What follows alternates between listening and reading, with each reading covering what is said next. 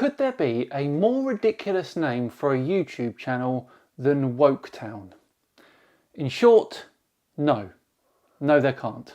But that is the name of the channel we're going to look at today, and he has a video out where he warns people before they watch it, because if you do watch it, you will instantly become a flat earther.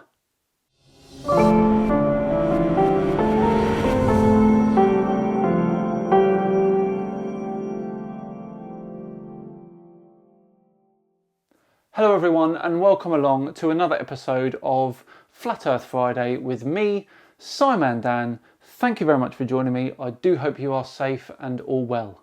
Yes, Woketown is a channel run by Matt Long, who regularly appears on the Flat Earth podcast with old channel foe DITRH.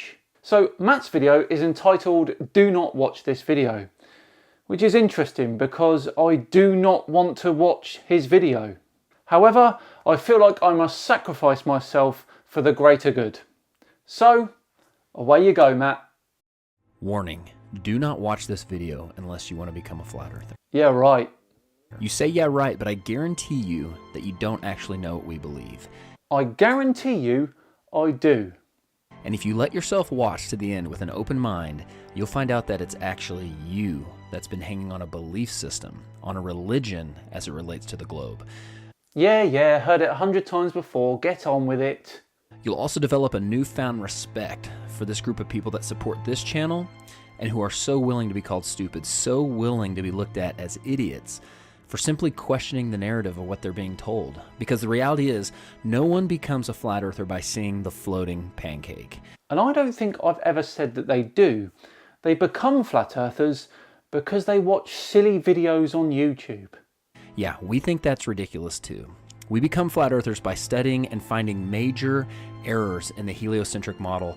The only major errors are your misunderstandings of physics. And actively pursuing truth, which I guarantee you is harder than passively absorbing a lie. We probably actually know more about what you believe than you do. Remember, we used to be you. I highly doubt that. So trust me when I say that any objection that is currently or is about to arise in your mind, we've already dealt with ourselves. Yes, by ignoring it. And if this thing was truly easily debunkable, none of us would still be flat earthers. Well, I don't know about that. You lot just seem to be very stubborn. Have you not wondered why someone would believe in something so stupid as flat earth? Why people don't mind being called idiots? Because they think that they'll be getting the last laugh, which they won't. Maybe it's because it's not that stupid. Maybe someone wants you to think it's stupid. Maybe someone is working really hard behind the scenes to make you think that we believe in a square pancake flying through the solar system that you could just step off of and in the nothingness of space. But again, I assure you, we think that's ridiculous too. But a dome that allows meteorites to pass through it, that's fine though. Nor do we have anything to do with the Flat Earth Society. I've attended and spoken at conferences all over the US and Canada and met thousands of flat earthers, and not once, never have I met someone associated with the Flat Earth Society. That is an organization of half-truths and idiotic science, okay? Now I would tend to agree with this.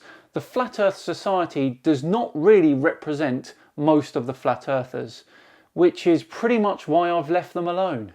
We are simply people in search of truth, who hold empirical, measurable, repeatable science as well as ancient accounts on a higher level than mere theoretical mathematics. So you don't think too much of yourselves then? And last thing before I get going, I want you to know that they are banking on you not questioning this. They're hoping to their God with a lowercase g that you do not look into this, because they know if you do, you're going to have some major questions that unfortunately have no warm and fuzzy answers. No, I think it's more to do with the fact that you'll end up with genuine stomach pains because of all the laughter. Which is why they've worked so hard to keep the flat earth, the perception of flat earth, as a theory that only morons could believe in. So sit back, relax, and I promise you will not regret it. You've really bigged this up. Better not let us down.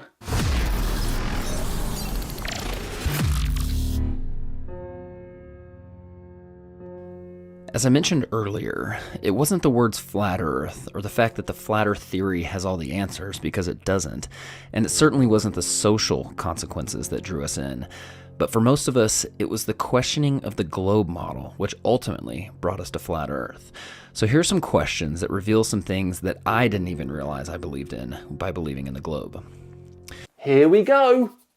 Why is it that even though the Earth spins at 1,000 miles an hour at the equator, goes around the sun at 66,000 miles per hour, which travels through the universe at 500,000 miles per hour, which is expanding at over 1,000,000 miles per hour, are we able to take a picture of the sky on the same day every year and never see changes in the stars, even for thousands of years? Well, two answers here. First off, we don't see a real difference on a day-by-day basis because we are so far away from said stars. However, over thousands of years, the stars do appear to change positions. For example, this is what the Big Dipper will look like in about 40,000 years. Why does Elon Musk say, you can tell it's real because it looks so fake? That's because it does look fake. Look how the Earth glitches out in the background, but the car doesn't. And see how the Earth supposedly looks from the International Space Station, which is 240 miles up. However, this was taken from only 170 miles. Do you see an issue here? Yes, they were both using different cameras. Next. It's just like the Red Bull space jump in the Mythbusters episode that used downward-facing fisheye lenses to create massive amounts of curvature. But the non-fisheye lenses from the capsule and the cockpit show flat horizons, which concur perfectly with weather balloon footage more than 20 miles up. Which, by the way, 20 miles high is roughly the size of the bulge that should be in the state of Kansas due to it being 413 miles wide. Here's what 20 miles up looks like. That would be a large bulge for something that is supposed to be flatter than a pancake. That sort of height means you're still really close to the Earth and your horizon will be a little under 400 miles away. And by the way, Kansas is only the 9th flattest state in the US. How many pieces of flat land does it take to make a ball? Why, when we look at the stars in December, do we see the same stars that we see in June? Because we don't live in a 2D universe. Look at my globe. Say for example that you guys are the sun and this is the Earth. Yes, we're facing the other way at other times of the year, but if you're here, you're looking up. You're not looking out. So, not 2D. We should be looking in two totally different directions. If ships sail over the curve of the Earth, why are we able to bring them back into view with high-powered lenses as if they merely sailed past the horizon of the eye's angular resolution? Yes, you can bring some ships back into view, but not the ones that have gone over the curve.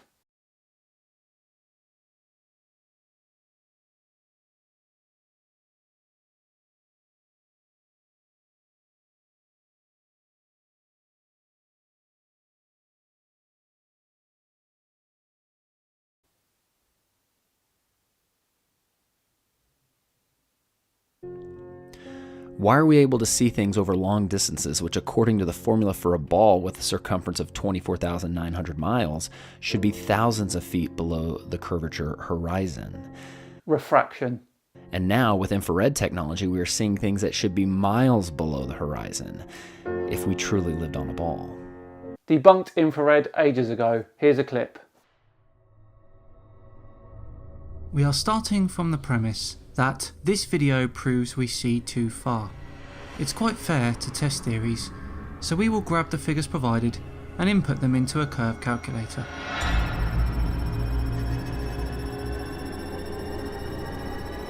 According to the figures provided, the distance to the mountain is 120 miles. That means that at sea level, the horizon would be a little over 3 miles away. However, this photo was taken at an elevation of 150 feet, so we must put 150 feet into the observer height box. Now, we have a horizon that is over 16 miles away, and taking refraction into account, we can see that there should be 6,157 feet of Mount San Jacinto missing. Mount San Jacinto has an elevation of 10,834 feet. By the calculations we've just made and using the figures provided, we should be able to see over 4,000 feet of the top of the mountain. By taking an overlay of the infrared picture of Mount San Jacinto and placing it on the top of this image taken closer to the mountain, we can clearly and conclusively see how much is missing. Thus, the premise that we can see too far is not in concordance with reality. If Eratosthenes proved the Earth was a ball thousands of years ago with an experiment using shadows, why do experts say that his results should actually be the same on a flat Earth with a smaller local sun? But you've got no proof for a small local sun, have you? Yet we have tons of evidence for a sun that is 150 million kilometres away. If the sun barely looks bigger than the other stars from Saturn, why is it able to completely light it up so that we can see it from Earth? And if something merely the size of the other stars can do that, why is the backside of Saturn not lit up by the billions of stars on the other side? Because they're further away. And why are there dark sides to any objects in the solar system? Is he kidding on this one? If moonlight reflects the warm light of the sun, why is moonlight measurably cold? Why is it warmer in the shadows at night when it's the exact opposite of what we experience in the sunlight during the day? Radiative cooling, I've said it 100 times before. If something's got a cover, it will cool slower than something that doesn't. It's really not that hard to understand. How is it possible that our positive atmosphere sticks to this ball right next to the negative vacuum of space without a barrier in between? Gravity. How is it that people claim to see lights in the sky that are the International Space Station and other satellites when they do not have lights on them? As he literally shows a video of it. What does he think it is?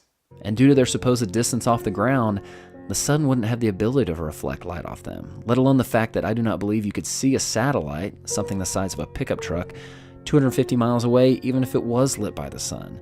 Well, fortunately for us, your personal incredulity doesn't make the rules, does it? That's like saying you could see a vehicle in Oklahoma City while standing in Dallas. Well, no, it's not, is it? Curve of the Earth is in the way. Wow, the arrogance of the guy is unreal, isn't it? I think we'll leave it here today and continue with this groundbreaking video next week. Maybe by then it would have converted all of you. Or perhaps not. Thank you very much for watching. If you enjoyed it today, then please do like and subscribe. I've been Simon Dan. Have yourselves a great weekend. Stay safe, stay at home, and I'll see you all on Tuesday where we take a look at the world's leading skeptic. See you all then.